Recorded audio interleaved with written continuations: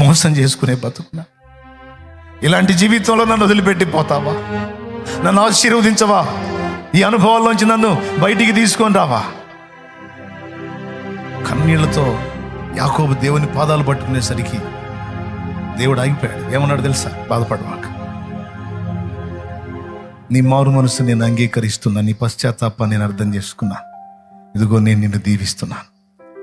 మనుషులు నీకు 2 పేర్లు పెట్టారు. మడిమ పట్టుకునేవాడు, కాళ్ళు పట్టుకునేవాడు మోసగాడనైతే ఇప్పుడు నీవు నాతో పెనుగులాడి గెలిచావు గనుక నీకు క్రొత్త పేరు ఇస్తున్నాను. నీ పేరు ఇక నుంచి ఇశ్రాయేలు. ఇక నుంచి నీకు ఒక క్రొత్త జీవితం, ఒక క్రొత్త పేరు, ఇశ్రాయేలు. ఇశ్రాయేలు. మారిన వ్యక్తులకు నా దేవుడు ఇచ్చినటువంటి పేరు ఇశ్రాయేలు. దేవునితో పోరాడి, మనుషులతో పోరాడి నువ్వు గెలిచావు.